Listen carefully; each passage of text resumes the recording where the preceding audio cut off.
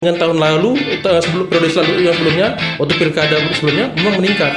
Tapi itu saya jelaskan waktu saya diundang sama KPU, peningkatannya karena pemilihnya lebih kecil dibandingkan yang lalu, gitu. Jadi sebenarnya nggak ada peningkatan sebenarnya stagnan. Kenapa? Mendukung proses daerah pariwisata, sehingga ekonomi dibahas lagi, di hinterlandnya itu mengalami peningkatan yang luar biasa. Kita nggak ada hukumnya memindahkan ibu kota. Tahu nggak Jokowi bisa memindahkan ibu kota ke Kalimantan, ya kan? Nah, kenapa nggak dipindahkan ke Sibulangit?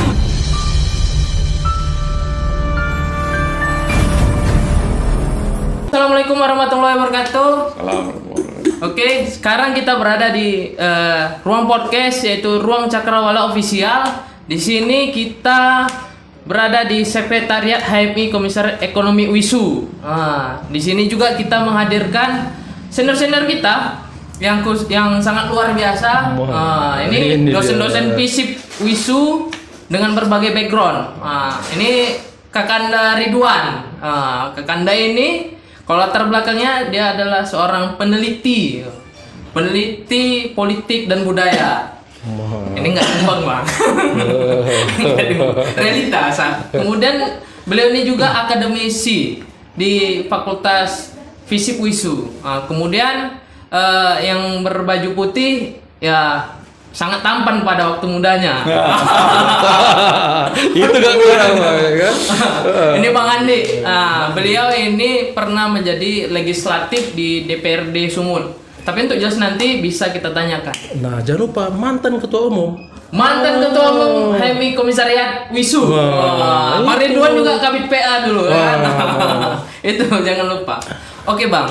Nah, bincang-bincang kali ini Bang kita mau bahas tentang kita nih kayak dukun ya, tapi dukun yang akademik Bang, ya kan?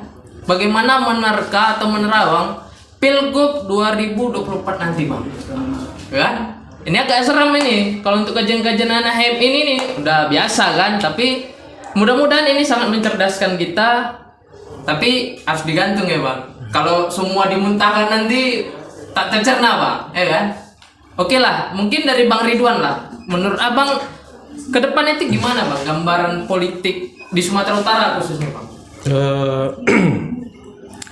Kalau menurut saya sebenarnya nggak jauh berbeda dengan yang terjadi pada tahun 19. Enggak, untuk Pilgub ya, untuk Pilgub itu 2018. 18 Ya kan, 18. Jadi nggak jauh berbeda, tetap.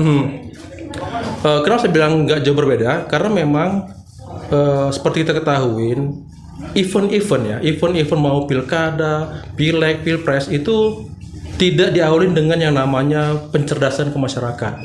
Ya, ujub-ujub semua serba instan. Jadi stakeholder dalam hal ini misalnya calon, kemudian partai politik maupun yang lain-lainnya, ya, itu hanya bergerak pada menjelang hari-hari H. Padahal sebenarnya menurut saya alangkah baiknya itu dilakukan jauh hari ya. Jadi untuk pencalonan sekalipun calon itu sudah digadang-gadang harusnya sama partai-partai politik ini sehingga tidak menjadi tidak perlu kos besar ketika pada hari H.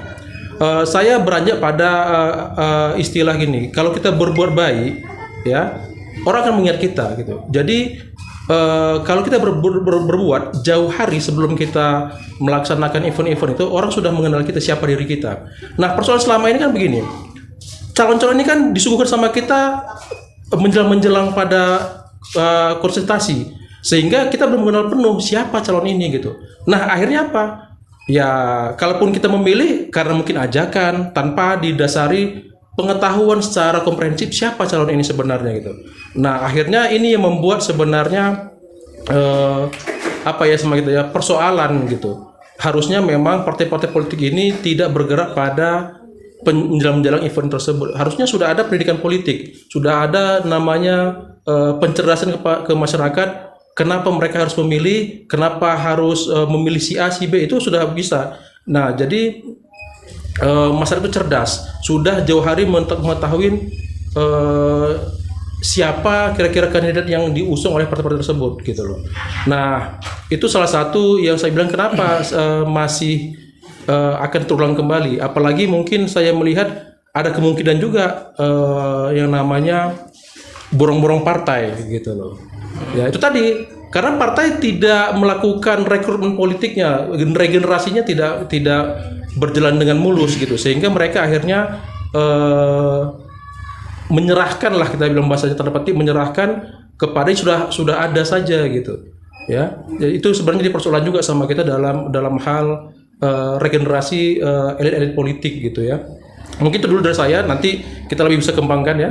Oke. Nah, Bang, ini kan kita sekarang ini kan demokrasi apa, Bang? Ya, kapital, Bang. Jadi kan kalau untuk nyalon itu kan perlu kos besar. Nah, menurut Abang, dengan kondisi seperti ini, wajahnya nanti di Pilgub nanti seperti apa, Bang? Dari segi ekonomi ya gitu, Bang. Ya, ke saya nih ya. Iya, Bang. Oh, nggak kau sebut pula nama aku. Bang Ridwan kau sebut nama lu kan? Salah, Bang. Salah. Kan cakap masih ke sana tapi mata masih kemari kan itu. Itu gestur ya, Pak ya. Iya, salah. Iya, kawat rupanya kan. Inilah kalau junior. Jadi beda ya dinamika perpolitikan Pilkada 2018 itu dibandingkan perpolitikan 2024. Ini kelihatannya kan kalau di 2018 itu kita mungkin bisa merasakan aura demokrasinya cukup tinggi. Baik itu kabupaten, kota, provinsi, bahkan sampai Pilpres ya, kita lihat tahun 2019-nya itu Pilpres masih tetap kelihatan ada demokrasi walaupun terjadi hiruk pikuk itu udah biasa. Tetapi kelihatannya di 2024 itu kelihatan monoloyalitik. Nah, jadi ada monoloyalitik politik. Artinya ada satu skenario politik, apa yang menjadi agenda di pusat itu menjadi skenario di pilkada semuanya. Ya, pilkada kabupaten, kota atau provinsi. Kenapa saya bilang begitu? Jauh-jauh hari, umpamanya PDIP sudah mencanangkan membangun koalisi dengan Gerindra, ya kan? Nah, kemudian kita lihat beberapa tokoh-tokoh melakukan anjang sana dan sebagainya. Kemudian ada gerakan untuk 3 periode, ya kan? Yang dibawa oleh Pak Kodari, ya kan? Kemudian ada juga kelompok yang oposisi di luar, yang sampai hari ini terjadi pembegalan Partai Demokrat itu, yang supaya pada poin di 2024 itu tidak bisa mengusung satu paket pun di antara orang itu. Karena tersandra dengan kasus dan sebagainya. Kemudian di dalam itu ya sedang dikonsolidasikan oleh Pak Jokowi supaya partai politik pendukung dia itu solid. Walaupun dia sudah membaca ada agenda bahwasanya mungkin Nasdem lewat konvensinya supaya dia terbebas dari satu primordial, maka dia buat konvensi. Maka bisa saja konvensi itu menghasilkan Anies Baswedan. Ya kan? Konvensi itu. Nah, itu yang dikhawatirkan oleh Jokowi, sehingga dia memberikan ruang PAN untuk masuk ke dalam. Ya kan? Sehingga kalaupun ini keluar, selisihnya nggak jauh kali lah istilahnya, tambahan kursinya. Nah, ini yang sedang dikonsolidasikan supaya bagaimana secara nasional, maka koalisi ini akan menjadi parameter, menjadi koalisi di provinsi maupun di kabupaten kota. Walaupun itu tidak mutlak. Nah, indikasi itu kelihatan umpamanya pada saat sidang paripurna DPRD provinsi, PDIP memberikan ruang angin segar untuk Pak Edi Rahmayadi. Ya kan, untuk periode kedua itu kan nggak mungkin juga boleh sebuah komunikasi politik itu serta-merta melemparkan seperti itu di dalam pasar sidang paripurna itu sah-sah saja sebenarnya, tetapi itu sudah satu simbol, satu apa? Kenapa? Karena mereka melihat dasarnya Pak Edi ini sebenarnya sangat disukai, disayangi oleh Ibu Megawati maupun Pak Jokowi pada periodenya. Ya kan, pada periodenya, artinya pada periode beliau itu adalah saat jadi Pangkostrat, ya kan, Ibu Mega pun mengendosnya dan Pak Jokowi pun mengendosnya, dan diharapkan ini jadi calon panglima. Hanya saja dia keluar dari pencalonan itu untuk menjadi gubernur Sumatera Utara. Nah, kalau dilihat dari persoalan kapitalisasinya permodalan itu, saya kira itu tidak akan jauh, justru mungkin menjadi lebih kalau Pak Edi mungkin diusung oleh kelompoknya merah tadi, mungkin tidak begitu besar nilai kapital itu. Tapi kalau melihat dari situasi dan kondisi itu, ya saya melihat Sumut 1 2024 itu dinamika kalau soal modal itu, saya kira itu dengan situasi pandemi seperti ini itu tidak menjadi satu perubahan. Artinya bisa saja meningkat. Bisa saja meningkat, ya kan? Toh kita bisa melihat urusan COVID ini aja pun kayak nggak adanya persoalan kita nggak punya uang. Ya kan, vaksinasi ini tuh berapa ratus sampai triliunan ini duitnya, ya kan. Jadi saya kira kalau urusan uang itu dengan kaitannya dengan pilkada itu tidak akan mengalami banyak perubahan seperti yang diharapkan oleh Saudara Ridwan tadi. Dengan situasi kondisi perpolitikan yang seperti ini, ya kan, itu tidak serta-merta kita bisa mendapatkan proses yang kita impikan atau yang kita harapkan dengan ada masyarakat terdidik dan sebagainya. Nggak ada.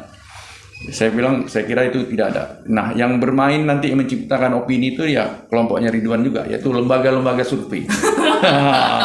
Lembaga-lembaga survei itulah yang akan memberikan opini, pencitraan, penggiringan kan kepada itu saja. Banyak cepat Ridwan. Bagi-bagi Bang. Saya kira itu. Aku dua kecamatan aja Bang. Oke. Nah, tadi Bang Ridwan kan menjelaskan bagaimana di akar rumput. Nah, Bang Rapriandi tadi menceritakan bagaimana kondisi politik elit politiknya. Nah, sekarang Bang, tingkat kepuasan masyarakat terhadap pemilu Bang dari tahun ke tahun Bang. Ini kan naik turun Bang. Dan meningkatnya enggak signifikan. Nengok saya atau Ridwan? Untuk ke abang berdua ya ini ya. Nanti kan aku sebut Bang. Kan naik turun dan tidak terlalu signifikan. Artinya bagaimana pandangan Bang Ridwan, Bang Rapriandi mengenai persoalan ini Bang tentang demokrasi kita nih Bang? Dari Bang Ridwan lah dulu Bang. Ya. Bicara demokrasi ya, mungkin banyak orang memahaminya adalah sebuah kebebasan, ya kan? Padahal itu bagian kecil dari sebuah unsur demokrasi. Bahkan saya pernah baca buku Afan Ghaffar, almarhum. Dia mengatakan sebenarnya demokrasi ala Barat itu jangan ambil sepenuhnya, jangan kita tiru sepenuhnya. Karena demokrasi itu ruang yang terbuka, ruang yang dinamis, yang masih bisa diisi lagi, disesuaikan dengan kondisi budaya bangsa tersebut gitu. Nah, ujub-ujuban kita ini kan copy paste betul gitu kan, unsur-unsur demokrasi Barat itu gitu, sehingga ya bicara demokrasi kita ya mungkin sama-sama tahu bagaimana pasang surut lah kita bilang kan, pasang surut demokrasi di Indonesia kan. Tapi terkait dengan tadi tingkat kepuasan, kita bisa lihat dari yang paling dekat itu Pilkada Kota Medan ya. Bagaimana tingkat partisipasinya juga sangat kecil gitu kan. Ya kalau dibandingkan tahun lalu, periode sebelumnya, waktu pilkada sebelumnya memang meningkat. Tapi itu saya jelaskan waktu saya diundang sama KPU, peningkatannya karena pemilihannya lebih kecil dibandingkan yang lalu gitu. Jadi sebenarnya nggak ada peningkatan sebenarnya stagnan. Nah ini menunjukkan kenapa. Karena kita warga Medan lah contohnya, karena memang secara informasi lebih gampang dapat informasi, kemudian tingkat pendidikan lebih banyak, lebih lebih mumpunin gitu dibandingkan di tempat lain, sehingga memang tingkat apatisme itu ya muncul di masyarakat kita. Jadi ada slogan seperti ini, siapapun sama aja gitu, nggak membawa impact sama personality, sama kelompok dan sama yang lainnya gitu. Jadi ya skeptis ini kan memang sebenarnya jadi PR sama kita semua. Itu bukan saya bilang tadi perlu adanya memang pemberdayaan ke masyarakat terkait dengan kenapa pentingnya kita melakukan pemilihan ini gitu. Nah ini kan jarang sekali di penyadaran. Selalu sering kan memang itu saya sering lihat itu kalau udah event gini semua dinafikan yang pencerdas itu. Semua bagaimana mengajak saja. Ya mengajak kepada untuk memilih calonnya. Tapi jarang sekali mungkin menjelaskan calon itu kenapa dia harus memilih calon kita. Itu jarang sekali. Sehingga juga masyarakat ini bisa dicerdaskan lewat pengetahuan itu. Kenapa sosok ini begini? Jelaskan gitu. Ini kan enggak. Semua ujung-ujungnya targetnya cuma menang gitu. Menafikan sebenarnya dampak jangka panjangnya gitu. Ya kita lihat akhirnya kan gitu. Dan saya berkeyakinan juga aja pemilih itu ya pemilih-pemilih yang mungkin ajakan partai, primordialisme lah ya, kesukuan, kekerabatan, kepartaian semua begitu. Tapi mungkin unsur-unsuran yang tidak tertampung itu dia tetap sebegitu aja. Dia tetap wait and see aja. Karena belum ada lihatnya perubahan itu. Apa sih yang sudah berubah? Toh tetap aja begini itu. Nah ini rasa skeptisme begini harus dirubah. Nah inilah saya bilang perlu ada pencerdasan. Saya tawarkan kemarin begini, kita bagi pada kelompok-kelompok misalnya terdidik sama yang kurang terdidik gitu ya. Kalau terdidik ini kita perbanyak forum-forum untuk diskusi dalam rangka memang penyadaran dan pembenahan. Jadi nggak bisa hanya sekedar untuk mengajak mereka saja, tapi bagaimana memberikan solusi gitu. Nah sebenarnya calon-calon itu pun kalau memang bicara tentang pilkada itu sudah bisa muncul sekarang ini. Jadi persoalannya jangan dulu karena merasa belum ada dukungan, jangan tampil saja dulu gitu. Karena opini akan terbangun, ya. Nanti kayak kata Bang Andi, nanti ada banyak media yang akan mengusung itu sebagai apa? Karena juga media-media pembuat pencipta opini itu kan melihat dari masyarakat, ada observasi terlebih dahulu calon-calon itu. Nah masalahnya kan kalau kita nggak pernah muncul, nggak pernah berbuat, bagaimana bisa menjadi opini gitu. Maka saya bilang tadi di awal, ayo siapa saja yang mau terjun ke dunia politik, terutama dalam rangka kontestasi pilkada, silahkan teruskan gitu, cerdaskan masyarakat sehingga masyarakat betul-betul nantinya bisa memilih dia dengan cerdas gitu, bukan karena faktor lainnya gitu. Jadi ketika dia misalnya saya bilang, ketika memilih Abdul misalnya,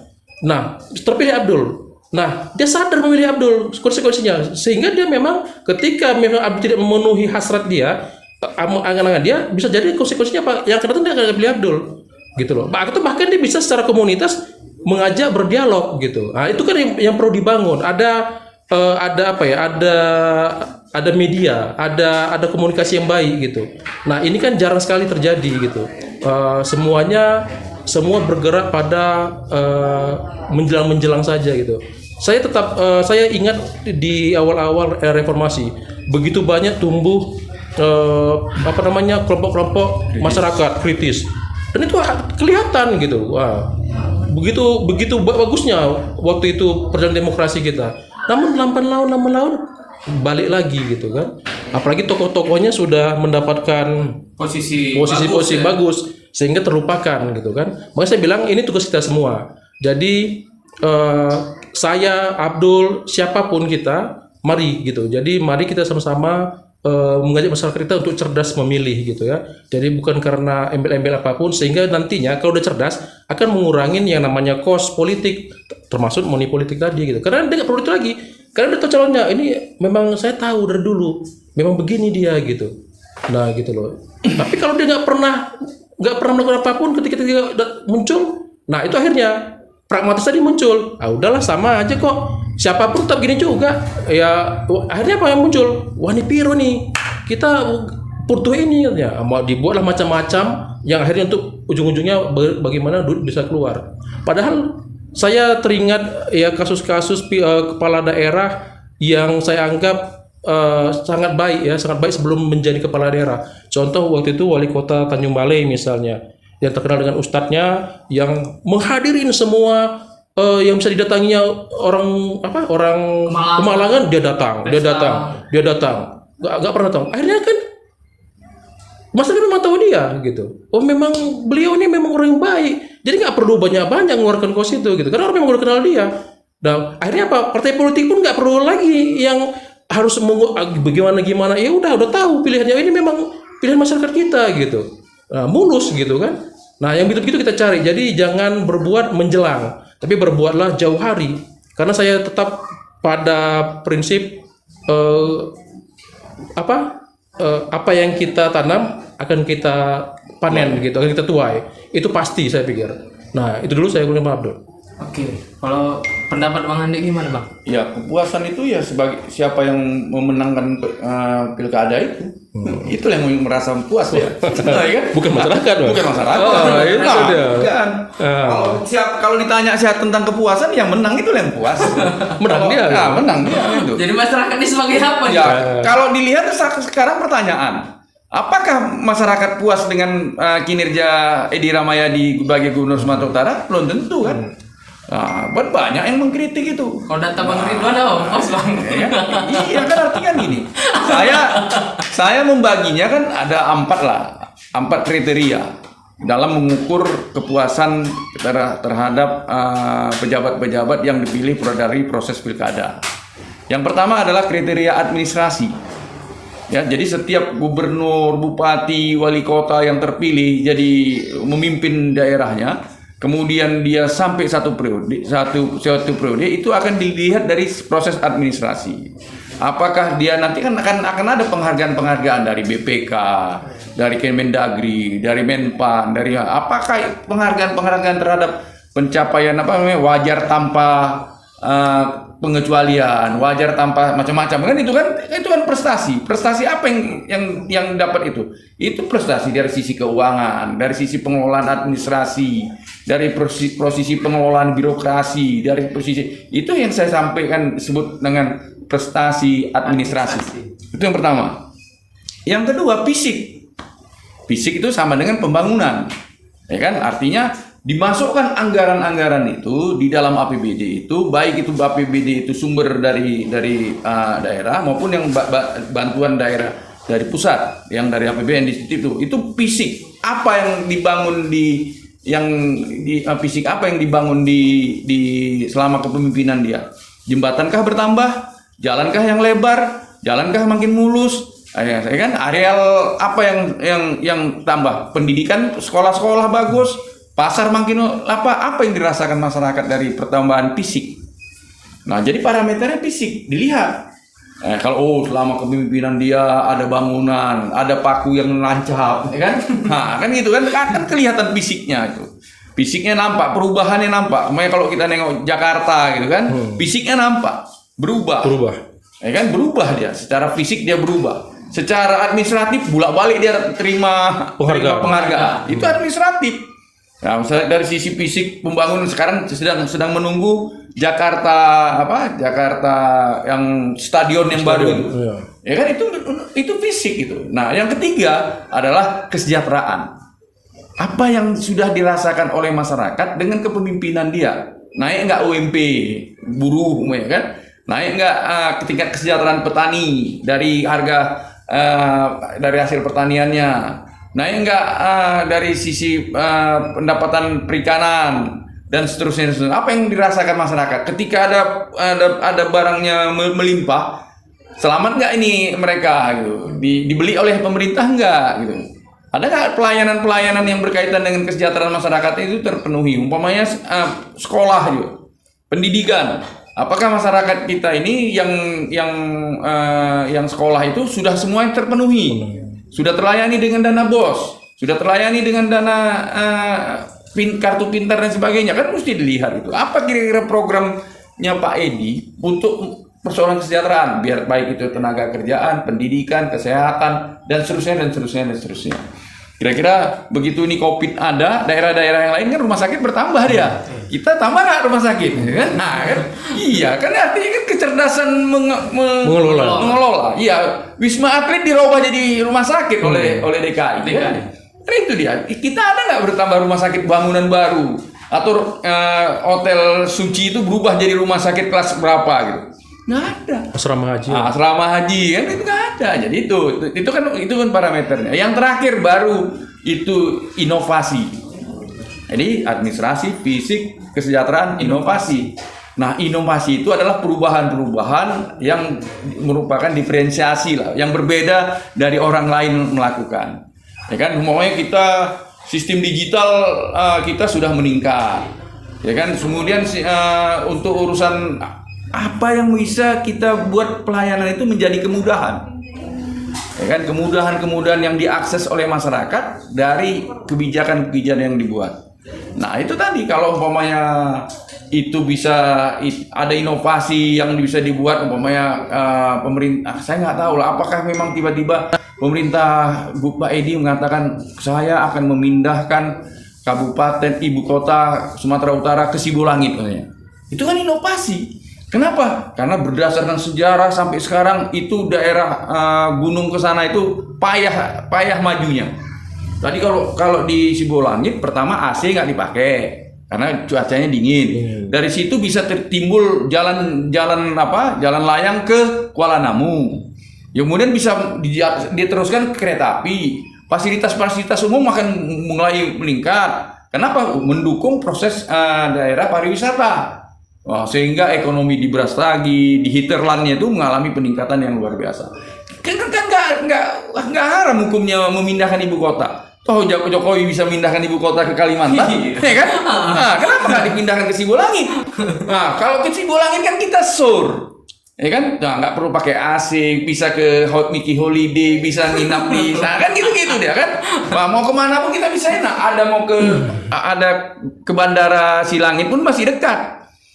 Masuk ke Dairi langsung ke Silangit semua kan itu. Nah, jadi hal-hal inovasi perlu dibuat terobosan-terobosan, baik itu terobosan-terobosan dari sistem transportasi, pembangunan fisik dan pelayanan-pelayanan publik lainnya yang bisa mensejahterakan masyarakatnya. Kalau 4 poin itu bisa terpenuhi parameter, kita bilang Pak Edi layak untuk 2 periode. Ya itu dia.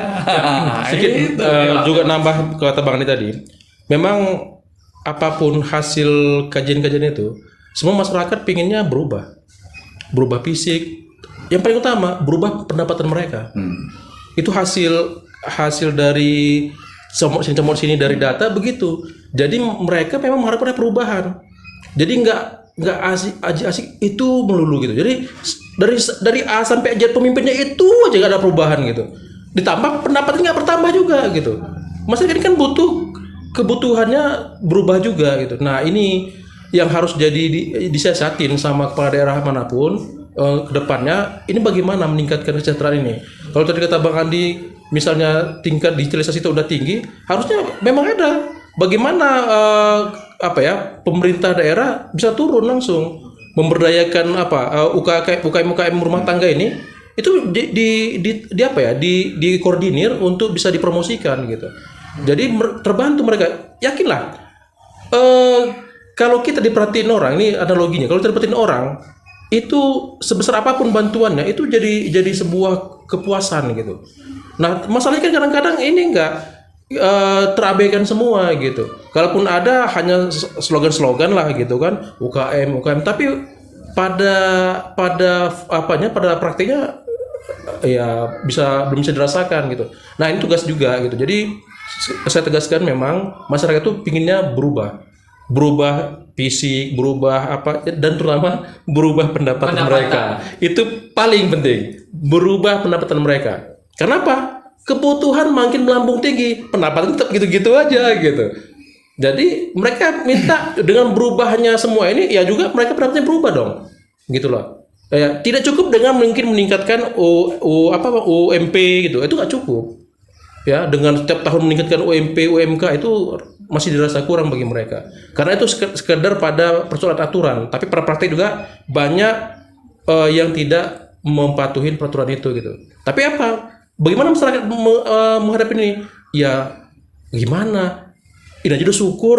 Nanti kalau kita nanti mau menuntut, akhirnya dikeluarin malah nggak dapat apa-apa katanya. Nah begini-begini ini cara berpikir masyarakat kita hari ini. Makanya saya bilang ya yuk sama-sama bagaimana kita bisa betul-betul mencerdaskan segala bidang gitu ya, melakukan perubahan-perubahan fisik maupun pendapatan tadi. Kalau udah pendapatan ini meningkat, yakinlah apapun yang dilakukan itu lebih mudah gitu, karena kesadaran masyarakat juga akan memahami ini ke diri dia jadinya. Oh ya, dengan perubahan ini pasti dampak ke saya ada gitu. Nah gitu deh, itu paling penting. Bagaimana pola pembangunan ini berdampak kepada semua orang gitu, jangan lagi parsial. Gitu deh. Oke bang, ini terakhir nih bang, pertanyaannya bang. Dengan kondisi masyarakat Sumatera Utara yang majemuk dan multikultural ini bang, kan isu pilpres kemarin bang, isu tentang identitas bang. Kan bang?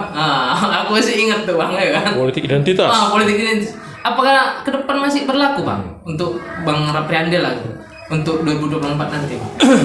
Ya, tadi sekarang kan sedang dibangun politik monoloyalitas. Monoloyalitas itu negara berkuasa di dalam semua subsistem. Artinya tidak ada lagi orang yang oposisi. Orang naruh poster saja ditangkap. Mahasiswa yang memasarkan aja di UNS 7 orang diproses, ya kan? Nah, jadi yang sekarang oposisi itu cuma tinggal yang punya nama R. Rocky Gerung, Refli Harun, ya kan? Raffiandi ya kan? Ridwan satu lagi kan? Yang punya R. Karena dianggap di belakang yang kritis-kritis itu dianggap yang R ini nggak punya masa. Nah, kalau mau ngomongin sesuka hati silahkan lah gitu kan. Nah, tetapi kan Rizal Ramli satu lagi kan. Nah, tuh. Nah, jadi apa namanya? Itu tadi semuanya sudah berusaha negara mencampurinya gitu. Setingkat setingkat orang yang menurunkan baliho bisa jadi pangkostrat kan gitu, ya kan? Menurun baliho saja dia bisa jadi pangkostrat. Sedangkan sekarang sedang diusung dia pula ini jadi alternatif jadi panglima TNI, ya kan? Nah karena kan sedang tarik menarik antara dua angkatan ini kan, ya jadi carilah alternatif. Bahkan ada surveinya. Iya. Oh, iya. Nah, jadi dicarilah alternatif karena yang satu kelompok memaksa, ya kan, Andika mesti jadi panglima, ya kan, di satu sisi Yudo menjadi panglima kan itu. Nah, selera istana yang sini gitu, selera luar negeri yang sini kan itu. Satu bilang umurnya sampai cuma 1,5 tahun lagi kan, nggak, itu kan urusan presiden. Faisal Tanjung aja bisa berkali-kali diperpanjang oleh presiden kan itu. Jadi saya kira itu nggak menjadi masalah. Ini persoalan tarikannya. Jadi itu tadi semua itu akan digiring oleh pemerintah untuk bisa berada di dalam satu cengkramannya gitu. Tidak ada, kalau memang pemerintah tidak ingin menjadi suatu monoloyalitas itu, dia nggak akan perlu campuri Demokrat. Dia nggak akan perlu campuri Demokrat. Dia nggak perlu membuat menangkap Habib Rizik dengan kasus rumah sakit Umi. Nggak perlu sampai sekian tahun itu, nggak perlu. Artinya proses-proses seperti itu kan jadi artinya orang yang tahu hukum pun tak bisa bersuara lagi sekarang gitu. Nah, jadi orang pun yang selama ini banyak mengkritik di Facebook, di sosial media, udah tiarap. Udah banyak jualan pakaian, ya kan? Kemudian jadi Bang, kalau angker ya Bang, lebih angker apa? Orde Baru apa reformasi nih Bang? Kalau Orde Baru itu dia kan karena partai politik sedikit. Betul Bang. Satu, ya kan? Sisi penguasa nih Bang. Ya, sisi partai politik sedikit, ya kan? Sehingga lebih menyeramkan. Ya kan? Kalau ini tidak, dia kesannya tetap demokratis. Karena tidak pernah keluar satu statement pun dari Jokowi tentang persoalan situasi politik ini. Orang menggiringnya kepada institusi-institusi tertentu gitu. Jadi tidak akhirnya memang ke presiden, tapi contoh umpamanya kasus KPK. Ya kan? Nah, 56 yang TWK dan sebagainya kan dikirim ke presiden. Akhirnya kan dikirim ke presiden, akhirnya Kapolri minta apa kan, panjang jadi rentetannya. hanya kasus seperti itu bisa terus panjang kami ya. Jadi sebenarnya kasus rumah Rocky Gerung, ya kan? Ya. Kan panjang, entah sampai semua LSM ikut terlibat, masyarakat yang di Bojorkoneng pun ikut terlibat, semua ya. Semua ikut terlibat. Jadi memang kemampuan apa ya? Kalau kayak kita cuma berani bisa bercakap di podcast ini, ya kan? Tidak punya kemampuan memobilisasi eksternal yang dari luar itu nggak akan dihitung gitu. Jadi ya kita beruntung lah cuma bisa podcast ini. Jadi ya kan tidak ya artinya itu tadi saya kira apapun yang sekarang ini situasinya sedang diskenariokan. Seperti itu tadi saya bilang sedang diskenariokan. Kalaupun ada yang ingin membalelo, itu data digitalnya sudah ada di tangan penguasa. Makanya istilahnya ada yang ingin mau lari-lari, ya kan? Akhirnya mundur lagi enggak, gitu kan? Kan berapa banyak tuh ya? Anda bisa lihatlah kenapa seorang yang calon presiden bisa masuk ke dalam kabinet. Seorang Ngabalin bisa seperti itu drastis berubahnya, ya kan? Seorang Fajrul Rahman yang tokoh oposan bisa begitu berubahnya. Anda kan bisa lihat karakter apa sedang dibangun penguasa ini terhadap sisi-sisi oposisi terhadap ini gitu. Jadi saya melihat tidak terlalu optimis saya. Ya, tidak terlalu optimis. Jadi apa yang diinginkan dengan apa yang diinginkan Adinda Ridwan tadi dengan situasi pendidikan politik pada rakyat. Mahasiswa saja siapa yang mau demonstrasi lagi sekarang? Kalau 200 juta setiap BEM sudah dikasih bantuan-bantuannya setiap BEM untuk setiap aktivitas.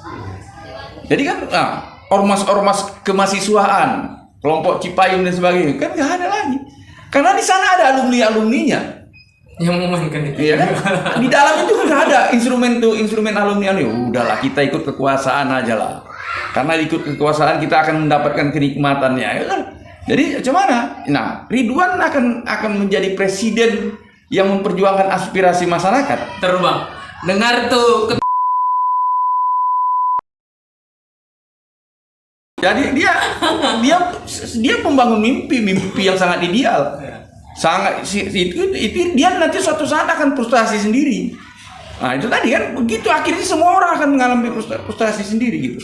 Kalau kita hari ini mencoba berbeda tetapi tidak menyinggung kekuasaan nggak ada masalah. Mau berbeda pakai baju atau apa tapi nggak menyinggung kekuasaan nggak ada masalah. Tapi begitu awak menggelitik kekuasaan, ya kan? Sekarang ini ya diketok rumah, Wak. Ada surat merah itu datang, ya kan? 3 hari awak demam-demam, ya kan? Dingin kaki ya. Nah, jadi dan itu nggak pilih bulu gitu. Apalagi BIN itu sekarang sudah berada di tengah-tengah masyarakat. Betul. Bukan di HMI pun ada, Pak. Di HMI pun ada. Dia udah ada gitu. Jadi dalam semua subsistem itu. Dan itulah yang saya katakan tadi ingin dijadikan monoloyalty. Setingkat Andika Prakasa saja pun coba melawan tak bisa. Akhirnya kan dibuatlah skenario dia akan berdampingan dengan Puan. Ya kan? Nah, presidennya Puan, wakilnya adalah Andika Prakasa. Kan artinya mereka ingin membuang Prabowo kan itu. Nah, itu dia. Makanya saya bilang kalau ini skenario yang nggak bisa partai-partai politik itu nggak bisa mencoba menyeberang. Muhaimin Iskandar coba mau nyebrang lah, kira-kira mau nakal-nakal gitu. Dosa yang lama dibuka oleh KPK lagi kok. Ya kan? Ini nggak bisa. Jadi nggak ada yang berani keluar lah. Jadi saya kira itu yang saya tengok monoloyalitis seperti dulu masa era Soeharto itu akan dibangun juga pada Jokowi ini. Tapi bedanya dari posisi leadershipnya aja berbeda. Posisi leadershipnya aja berbeda. Jadi kalau dulu Pak Harto dengan gaya yang lebih smart ya, lebih tidak banyak cakap, lebih banyak senyum, kemudian lebih memprioritaskan 9 kebutuhan pokok kepada rakyat kecil ya kan, sehingga rakyat kecil tidak perlu lagi berpikir politik, tidak berpikir apa-apa, hanya penting perutnya terpenuhi dan sebagainya. Kita di sini enggak, kebebasan diberikan, tapi ente jangan sampai menyinggung yang namanya wilayah kekuasaan itu aja saya kira. Ya, sedikit nih. Saya tertarik nih dengan istilah Bang Andi nih. Mono loyalty. Wah, ini apa nih? Saya pikir ini modifikasi dari monarki nih. Mono loyalty, ya kan? Tapi enggak juga. Mirip-mirip dari monarki deh, ya kan? Jadi kalau kita ambil tadi persoalan politik identitas itu hasil kajian pun itu agak susah dihindarkan karena tetap akan terbangun itu politik identitas itu tetap terbangun dan banyak memang akhirnya itu menjadi media sekelompok orang untuk mengambil ya mencari apa itu mencari suara dan segalanya cari pentas gitu ya.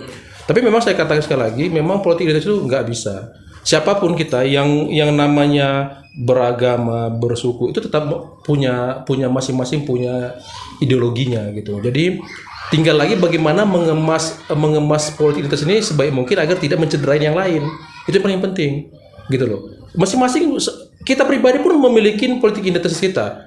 Ya, identitas ini kan yang melekat pada diri kita. Ya, mau dia secara nama, secara personalnya, secara kelompok itu masing-masing punya identitas.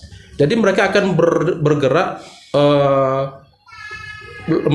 bergerak dengan identitas itu gitu. Ya kalau hari ini politik itu identik dengan agama, ya memang banyak literasi pun banyak kajian memang menyatakan itu memang terjadi gitu. Bahkan kemarin Lemhanas saja pernah buat kajian di Sumatera Utara dengan Pak Gubernur Edi Rahmayadi kan tentang itu. Tapi memang akhirnya bagaimana mengelola atau mengemas politik identitas ini tidak mencederai yang lain. Tidak, yang mayoritas tidak mencederai minoritas. Yang gitu saja saling menghormati Bhinneka Tunggal Ika itu tetap harus terjalin. Jadi itu yang perlu harus dijaga ya. Saya pikir itu dah.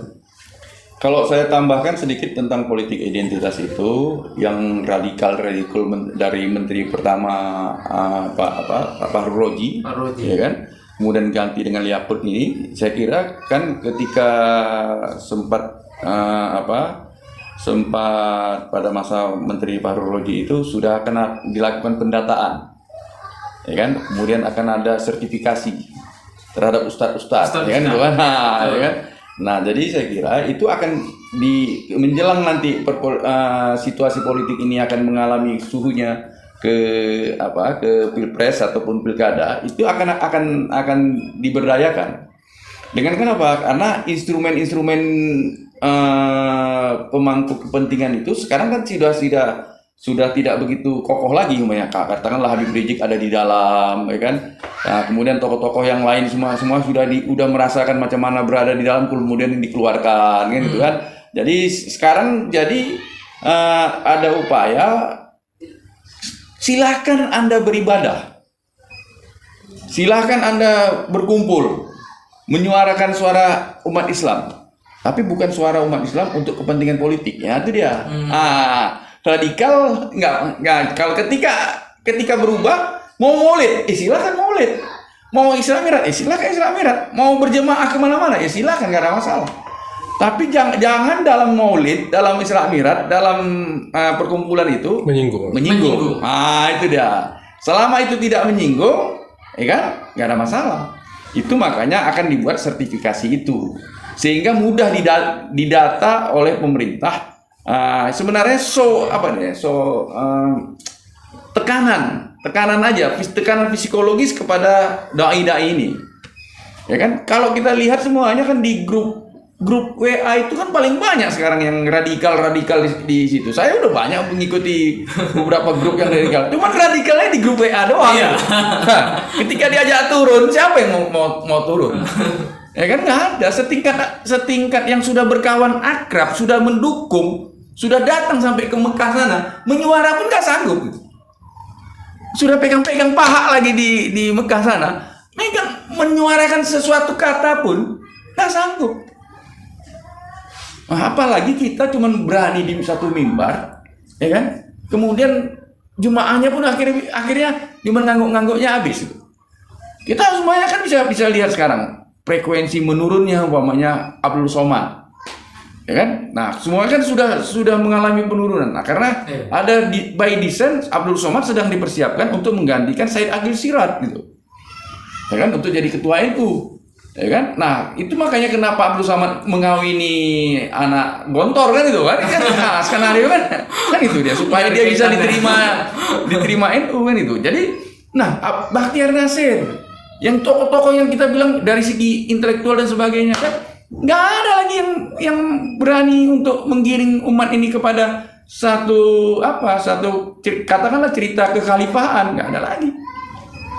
Ya semuanya bagaimana masuk surga, bagaimana menghindari neraka, bagaimana saya saja setiap malam ya mendengarkan selawat Jibril, Pak. Ya kan? Apa lagi mau kita dengar? Kita sekarang ini bukan lagi butuh yang dakwah yang di dalam grup WA. Kita butuh yang action di lapangan gitu. Ya kan?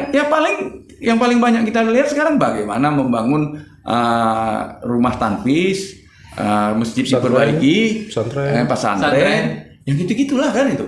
Yang artinya yang itu dikatakan itu jadi amal soleh. Salah satu persyaratan kita kalau masuk surga kan yang tinggal kan 3 itu, amal soleh, ya kan, amal soleh, nah, kemudian ilmu yang bermanfaat.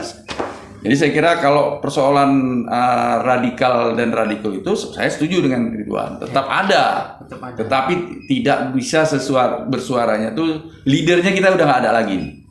Kita butuh leader-leader yang benar-benar dia punya kekuatan jejaring. Nah inilah yang sekarang kan yang diputuskan oleh negara ini kan jejaringnya diputusnya. Ya sampai hari ini kan tidak ada instruksi negara sholat boleh rapatkan saf kan itu kan nggak ada. Nggak ada sholat boleh rapatkan saf. Yang MUI yang boleh rapatkan saf. Ya sekarang saya saja sholat di masjidnya Baitur Rahimnya Kosek, tempat saya latihan sepak bola. Tetap saja pakai berjarak, nggak bisa rapat. Padahal vaksin ya, Bang? Padahal sudah vaksin semua. Itulah makanya saya kira ya, persoalan radikal dan radikal itu, radikal itu ya kan, itu ya sebenarnya ada dan itu sedang tapi gerakannya gerakan senyap. Kenapa? Itu tadi mereka kelompok-kelompok Islam ini pun sadar, mereka sudah kalau BIN itu kan sudah punya database-nya sudah ketemu gitu. Di mana-mana kelompok-kelompok itu sudah ketemu. Satu-satu nanti ditunjukkan oleh pemerintah ini, oleh kekuasaan itu dengan menangkap. Satu kemarin kan yang teroris tangkap satu. Yang ini gini, kita pun nggak tahu entah kerjaannya kayak gini kok bisa jadi teroris ya kan. Kita kan mikir juga kita gitu kan. Nah, maunya kan kalau teroris itu agak keren kayak banditnya James Bond gitu kan. Nah, kan gitu. Ini kan yang kadang-kadang diukur lawan Ridwan aja pun bisa menang dari Ridwan kan gitu kan. Nah, itu. Ya pegang pistol, pegang ini kadang-kadang di skenario kan karena supaya jangan kalau kau nggak mau Mbak suruhlah dia pegang-pegang itu semua kan, dipoto kan, di-upload kan. Tapi Bang kalau untuk HMI lah Bang, gerakan HMI lah Bang ke depan itu kalau gambarannya seperti apa Bang dengan menanggapi kondisi hari ini Bang? Kalau HMI menurut saya harus berani membuat lompatan. Ya, kaji dulu beberapa puluh tahun HMI ini berdiri. Kita aja sekretariat bisa terdampar ke sini gitu. Kenapa sekretariat HMI nggak berani di muka kampus Wisu? Mahal kali Bang 30 juta. 30 juta berapa rupanya alumni HMI yang ada di Wisu? Berapa semuanya kalau dikumpulkan? Kan bisa di lantai satunya kita buat bisnis, lantai duanya apa? Tapi pencitraan HMI ada di depan kampus Wisu gitu. Ada usahanya, ada duitnya. Taruh aja yang punya konglomerat alumni HMI taruh di lantai 3 di kantornya nggak masalah. Nah kan nggak masalah. Yang penting kan itu buat lompatan. Lompatan itu perlu menciptakan image kepada publik, kemudian membuat selera mahasiswa untuk ikut lagi di HMI. Jadi cobalah kalau kau bawa lahan HMI yang di Wisu itu bawa ke ekonomi, anak ekonomi itu bawa kemari. Dia nontonnya nonton filmnya yang harga 50.000, makannya di Center Point dengan Daily Park, ya kan? Dan di Sun Plaza paling rendah di Sun Plaza dia ngumpul-ngumpulnya, atau di Brastagi yang di dekat Mutia itu. Tiba-tiba ya ayahnya kan dari Labuan Batu sana punya karet, punya apa, kos di sini, duit ayahnya berduyun-duyun. Tiba-tiba anak HMI membawa dia ke sekretariat yang kayak gini, stresnya Pak. Dia opname pun langsung nah itu. Jadi saya kira kita mesti bisa menciptakan image itu. Karena kan kita tahu pasar kita. Ya kan kita kan ingin menciptakan bagaimana revert order istilahnya. Bagaimana konsumen itu bisa membeli kembali istilahnya kan itu. Bagaimana mahasiswa itu senang dengan HMI, kemudian mahasiswa yang lain ikut itu. Akhirnya kita bisa mempertahankan pasar yang sudah ada dan bisa menciptakan pasar yang baru. Itulah kira-kira ekonominya kan itu. Kalau dari Bang Ridwan apa? Ya, kalau Bang Adi kan perspektifnya luar biasa, lompatan itu bagaimana? Itu sepakat loh. Iya, sepakat. Dan bagaimana bisa mandiri ya. Jadi tidak tergantung lagi. Apalagi dengan kata-kata masa milenial ya kan, Bang. Jadi memang harus diikutin. Tapi kalau saya enggak, kalau saya kembali juga yang paling penting itu kembali ke kampus. Karena pada prinsipnya berdirinya HMI juga dari dunia kampus.